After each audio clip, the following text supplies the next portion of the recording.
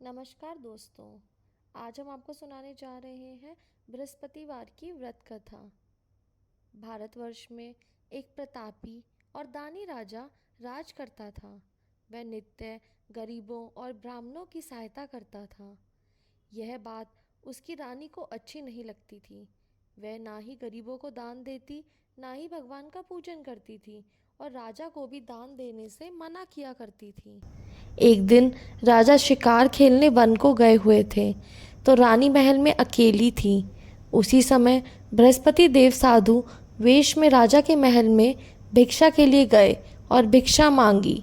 रानी ने भिक्षा देने से इनकार किया और कहा, हे साधु महाराज, मैं तो दान पुण्य से तंग आ गई हूँ। मेरा पति सारा धन लुटाते रहते हैं। मेरी इच्छा है कि हमारा धन नष्ट हो जाए, फिर ना रहेगा बांस, ना बजेगी बांसुरी। साधु ने कहा, देवी, तुम तो बड़ी विचित्र हो। धन संतान तो सभी चाहते हैं, पुत्र और लक्ष्मी तो पापी के घर भी होने चाहिए।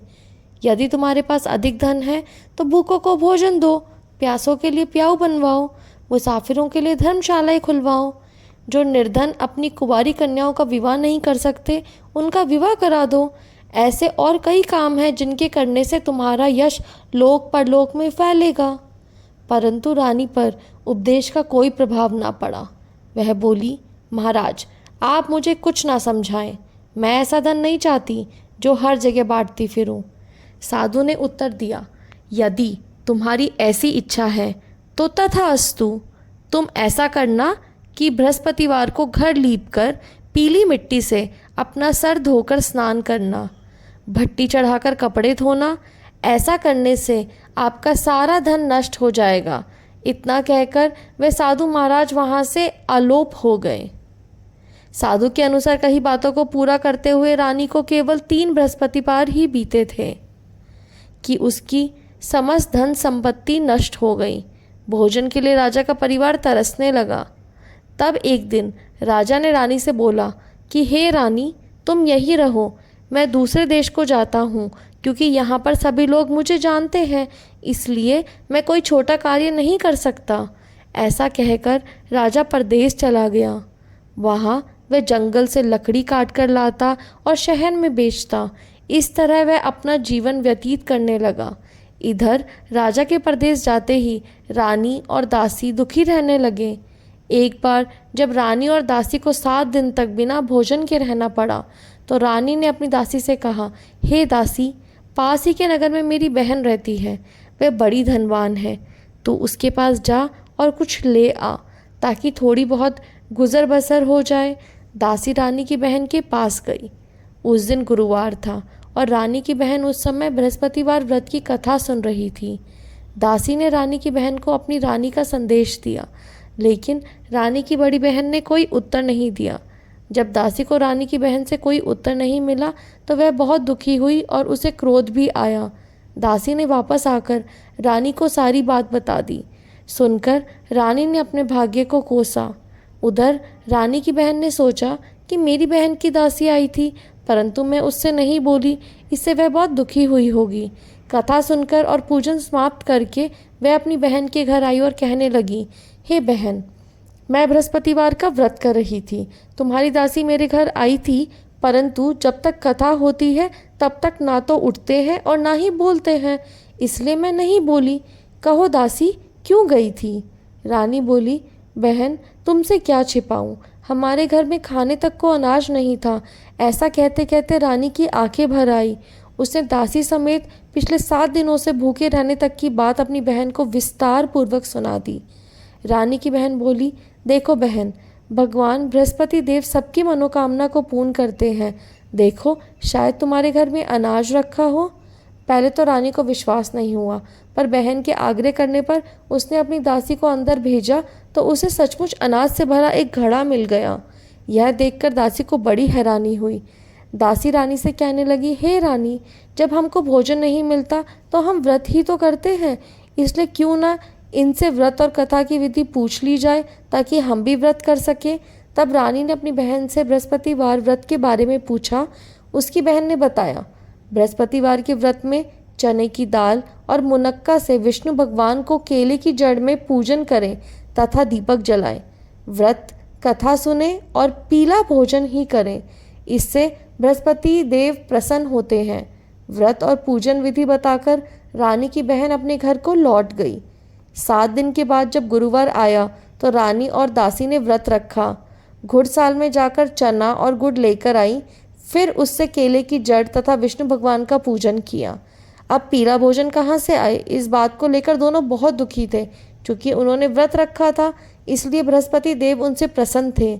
इसलिए वे एक साधारण व्यक्ति का रूप धारण कर 2 थालों में सुंदर पीला भोजन दासी को दे गए। भोजन पाकर दासी प्रसन्न हुई और फिर रानी के साथ मिलकर भोजन ग्रहण किया। उसके बाद वे सभी गुरुवार को व्रत और पूजन करने लगी। बृहस्पति भगवान की कृपा से उनके पास फिर से धन संपत्ति आ गई, परंतु रानी फिर से पहले की तरह आलस्य करने लगी। तब दासी बोली, देखो रानी, तुम पहले भी इस प्रकार आलस्य करती थी। तुम्हें धन रखने में कष्ट होता था, इस कारण सभी धन नष्ट हो गया, और अब जब भगवान बृहस्पति की कृपा से धन मिला है तो तुम्हें फिर से आलस्य होता है। रानी को समझाते हुए दासी कहती है कि बड़ी मुसीबतों के बाद हमने यह धन पाया है, इसलिए हमें दान पुण्य करना चाहिए, भूखे मनुष्यों को भोजन कराना चाहिए और धन को शुभ कार्यों में खर्च करना चाहिए, जिससे तुम्हारे कुल का यश बढ़ेगा, स्वर्ग की प्राप्ति होगी और पितृ प्रसन्न होंगे। दासी की बात मानकर रानी अपना धन शुभ कार्यों में खर्च करने लगी, जिससे पूरे नगर में उसका यश फैलने लगा। बृहस्पतिवार व्रत कथा के बाद श्रद्धा के साथ आरती की जानी चाहिए। इसके बाद प्रसाद बांटकर उसे ग्रहण करना चाहिए। एक दिन राजा दुखी होकर जंगल में एक पेड़ के नीचे आसन जमाकर बैठ गया। वह अपनी दशा को याद करके व्याकुल होने लगा। बृहस्पतिवार का दिन था। एकाएक उसने देखा कि निर्जन वन में एक साधु प्रकट हुए। वे साधु वेश में स्वयं बृहस्पति देवता थे। लक्कड़हारे के सामने आकर बोले, हे लक्कड़हारे, इस सुनसान जंगल में तू चिंतामग्न क्यों बैठा है?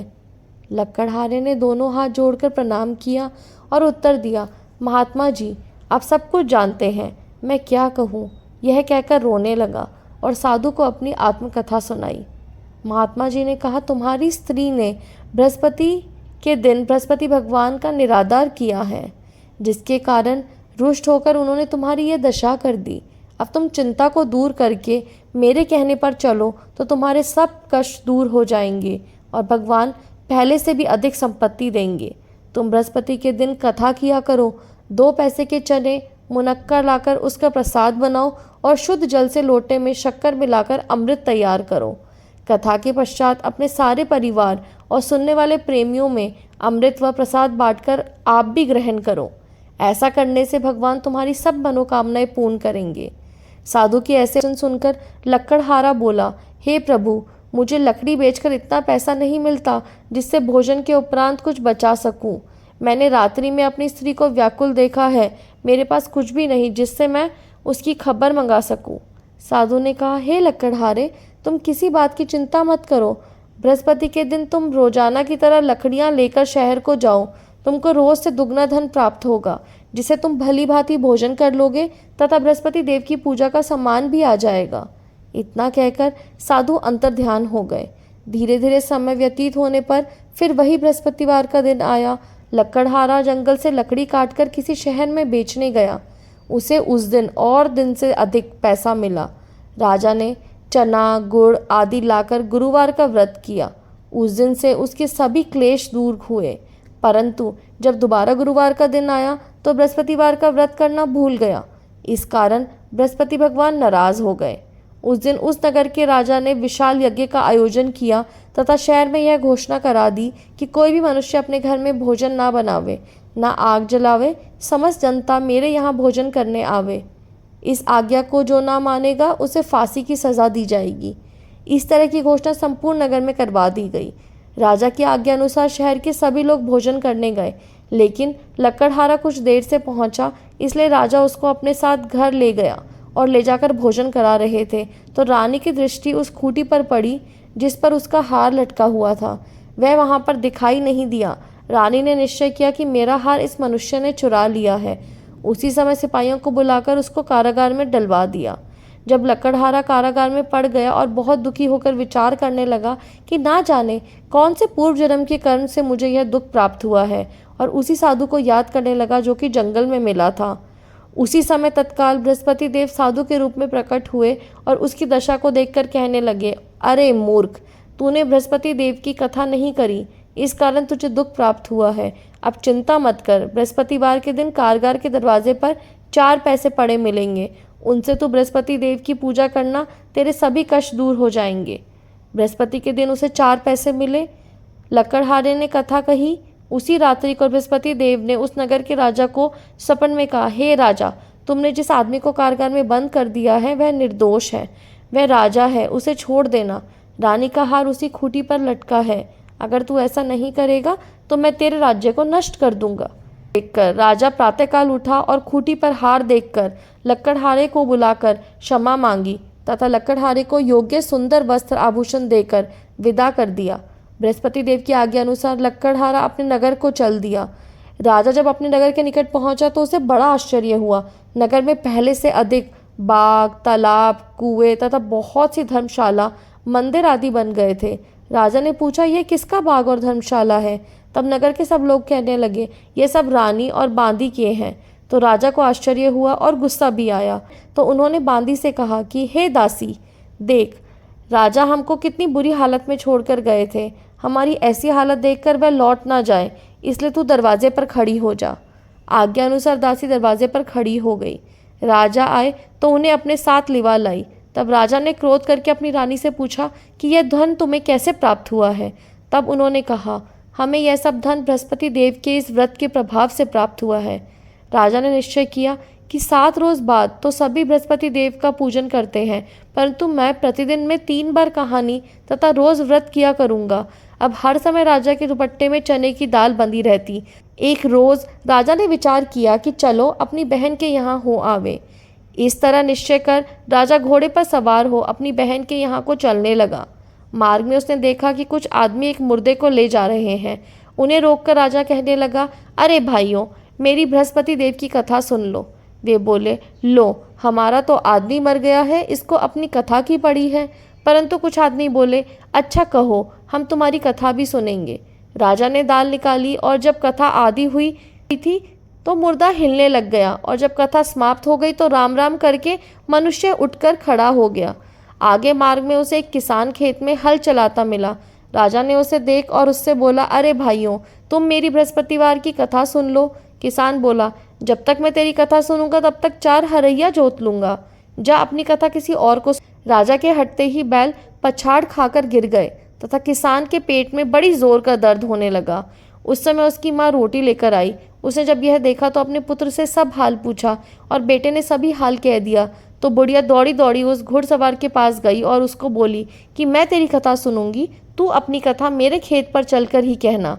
राजा ने बुढ़िया के खेत पर जाकर कथा कही, जिसके सुनते ही वह बैल उठ खड़े हुए तथा किसान के पेट का दर्द भी बंद हो गया। राजा अपनी बहन के घर पहुंचा। बहन ने भाई की खूब मेहमानी की। दूसरे रोज प्रातःकाल राजा जगा तो वह देखने लगा कि सब लोग भोजन कर रहे हैं। राजा ने अपनी बहन से कहा, ऐसा कोई मनुष्य है जिसने भोजन नहीं किया हो? मेरी बृहस्पतिवार की कथा सुन ले। बहन बोली, हे भैया, यह देश ऐसा ही है कि पहले यहाँ लोग भोजन करते हैं, बाद में अन्य काम करते हैं। अगर कोई पड़ोस में हो तो देख आऊं। वह ऐसा कहकर देखने चली गई, परंतु उसे कोई ऐसा व्यक्ति नहीं मिला जिसने भोजन ना किया हो। अतः वह एक कुमार के घर गई जिसका लड़का बीमार था। उसे मालूम हुआ कि उनके यहाँ 3 रोज से किसी ने भोजन नहीं किया है। रानी ने अपने भाई की कथा सुनने के लिए कुम्हार से कहा। वह तैयार हो गया। राजा ने जाकर बृहस्पतिवार की कथा कही, जिसको सुनकर उसका लड़का ठीक हो गया। अब तो राजा की प्रशंसा होने लगी। एक रोज राजा ने अपनी बहन से कहा कि हे बहन, हम अपने घर को जाएंगे, तुम भी तैयार हो जाओ। राजा की बहन ने अपनी सास से कहा। सास ने कहा, हाँ चली जा, परंतु अपने लड़कों को जाना, क्योंकि तेरे भाई की कोई औलाद नहीं है। बहन ने अपने भैया से कहा, हे भैया, मैं तो चलूंगी पर कोई बालक नहीं जाएगा। राजा बोला, जब कोई बालक नहीं जाएगा तब तुम ही क्या करोगी? बड़े दुखी मन से राजा अपने नगर को लौट आया। राजा ने अपनी रानी से कहा, हम निर्वंशी हैं, हमारा मुंह देखने का धर्म नहीं है और कुछ भोजन आदि नहीं किया। रानी बोली, हे प्रभु, बृहस्पति देव ने हमें सब कुछ दिया है, वह हमें औलाद अवश्य देंगे। उसी रात को बृहस्पति देव ने राजा के सपने में कहा, हे राजा उठ, सभी सोच त्याग दे, तेरी रानी गर्भ से है। राजा की यह बात सुनकर बड़ी खुशी हुई। 9वें महीने में उसके गर्भ से एक सुंदर पुत्र पैदा हुआ। हे रानी, स्त्री बिना भोजन के रह सकती है पर बिना कहे नहीं रह सकती। जब मेरी बहन आवे तो मुझसे कुछ कहना मत। रानी ने सुनकर हाँ कर दिया। जब राजा की बहन ने यह शुभ समाचार सुना तो वह बहुत खुश हुई तथा बधाई लेकर अपने भाई के यहाँ आई। तभी रानी ने कहा, कैसे मिलती? बृहस्पति देव ऐसे ही हैं, जैसी जिसकी मन में कामनाएं हैं सभी को पूर्ण करते हैं। जो सद्भावना पूर्वक बृहस्पतिवार का व्रत करता है एवं कथा पढ़ता है अथवा सुनता है, दूसरों को सुनाता है, बृहस्पति देव उसकी सभी मनोकामनाएं पूर्ण करते हैं। जैसी सच्ची भावना से रानी और राजा ने उनकी कथा का गुणगान किया तो उनकी सभी इच्छाएं बृहस्पति देव जी ने पूर्ण की। इसलिए पूर्ण कथा सुनने के बाद प्रसाद लेकर जाना चाहिए। हृदय से उसका मनन करते हुए जयकारा बोलना चाहिए। बोलो बृहस्पति देव की जय, भगवान विष्णु की जय।